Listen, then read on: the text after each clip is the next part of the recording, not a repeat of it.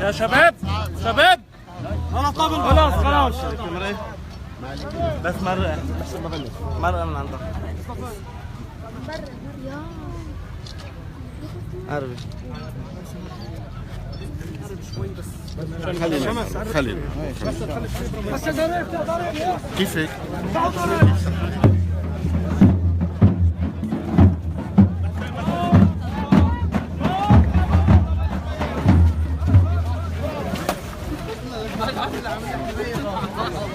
سمير سمير بعد شوي سمير قرب يلا حبيبي سمير سمير فوت كيف مو بتروح بالمجران معركتنا الانتخابيه للبلديه انطلاقا من الحرب البرانيه، واليوم عم نرجع للحرب البرانيه لنقول لكل اهالي الحرب البرانيه انه خياركم كان بمحله، صوتكم كان بمحله. اليوم اول مشروع الى حد ما له قيمه مبدئيا حيبلش من هالمنطقه هاي الحياه. اليوم مع رئيس البلديه المهندس احمد امر الدين، مع بعض اعضاء البلديه احمد المرج احمد القصير، جايين لنقول للاهالي نحن مش ما بنعمل زيارات، ما بنعمل زيارات موسميه فقط لا غير، بنعمل زيارات متابعه لانه هذا المشروع فعلا له تاثير على المنطقه كلها سوا. الاهالي تعاونوا معنا بشكل كثير ايجابي، والبلديه حامل الملف بايدها اليمين وماشيه فيه لنرجع نطلق ما يسمى بمشروع الارث الثقافي لنحسن المنطقه ونرجع نرجي وجه الحقيقي. نوعد كل الاهالي اللي وعدناكم فيه ما قبل الانتخابات متابعينه، اعضاء المجلس البلدي برئاسه الرئيس احمد امر الدين متابعين الملف بكل جديه وبكل استعداد. عندنا عقبات اكيد، انما هي العقبات مثل عمليه جراحيه بتوجع الانسان ببعض المحلات، انما ليكون ليطلع على الصحه او للوضع الصحي الطبيعي. كل الاهالي متعاونين معنا ونحن بنقول نعم، نحن ملتزمين بكل شيء وعدناكم فيه ومتابعين للاخير اذا الله. انتخابيا معالي الوزير موضوع قانون الانتخابات. نعم. يعني في عده صيغ عم يتم تداولها. نعم. وبنفس الوقت في دعوه لهيئات النخبه وفي حديث عن تاجيل الانتخابات. نعم. شو بتدعي انت بموضوع عمليه التاجيل؟ اليوم ندعي للانتخابات بوقتها، الكل بنعرف تماما هي انتخابات مؤجله 4 سنين، مدد لمجلس نواب مرتين خلال ولايه كامله يعني لمده 4 سنين، وبكل اسف بلشنا نسمع بعض الاصوات سواء كانت بشكل مباشر او غير مباشر انه كانه في تمديد اضافي سواء تقني او غير تقني. الحقيقه اي تمديد نهار كامل يتحمل مسؤوليته المجلس التشريعي الحالي غير مبرر اي يوم بالتاخير نهائيا. اليوم حق الطبيعي للمواطن وقت اللي بيعطيه وكاله 4 سنين مدتها فقط 4 سنين، اي يوم تمديد انا برايي مشكوك بقانونيته وبدستوريته.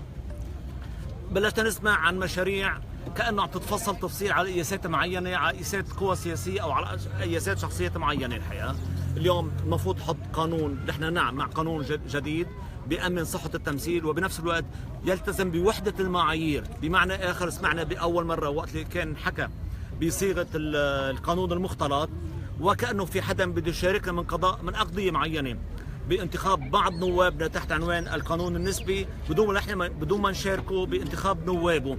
هذا الأمر مرفوض نهائيا. وقت بتشاركني بانتخاب بعض نوابك بتشاركك بانتخاب بعض نوابك، اما معيار واحد يساوي المواطنين مع بعضهم البعض او اي شيء بنعتبره ساقط وغير مقبول نهائيا. ولكن معالي الوزير كل فريق عم بيقيس هالقانون على قياسه هو، عم بيفصله على حجمه. كيف ممكن نحل هالمشكله؟ وعم تحكي انت عن عوائق ببلديه طرابلس تنمويه. حلتها بالانطلاق، ينطلقوا وطنيا. اي لبنان بدنا لبنان عيش المشترك، بدنا لبنان المنفتح على بعضه البعض، بنحط قانون يؤمن العيش المشترك. واتفاق الطائف حط قانون حياه، عمل خطه عمل للعيش المشترك، حاج بقى نفصل على قياسات قوى سياسيه معينه وكانه كل انسان بده يأبد حاله. البقاء لله، كلنا زائلين، خلينا ننظر لمصلحه الوطن، بس يكون عندنا انطلاقه وطنيه. انا برايي ممكن نحط نحن تصور لقانون انتخابي مثل ما قلت لك، معياره الاساسي صحه التمثيل، والنقطه الثانيه هي وحده المعايير. عندك تخوف من نيه لتطوير الانتخابات النيابيه؟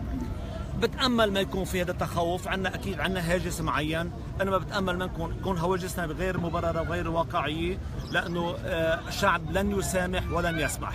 طيب في حال ما وقع رئيس الجمهوريه لوائح الشرطه في شي تحركات معينة؟ دعوه الهيئه بكل اسف نحن عند استحقاق بحزيران لينتهي الولايه الممدده اللي هو كمان مشكوك بشرعيتها.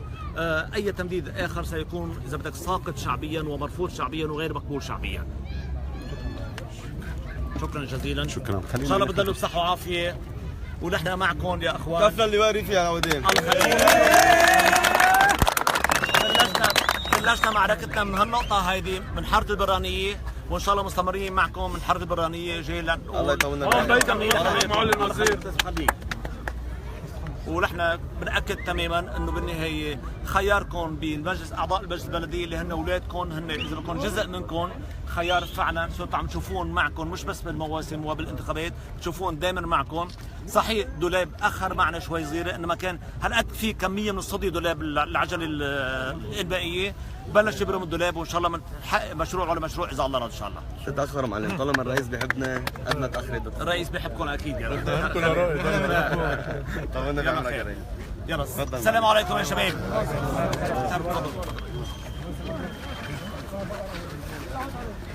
تفضل.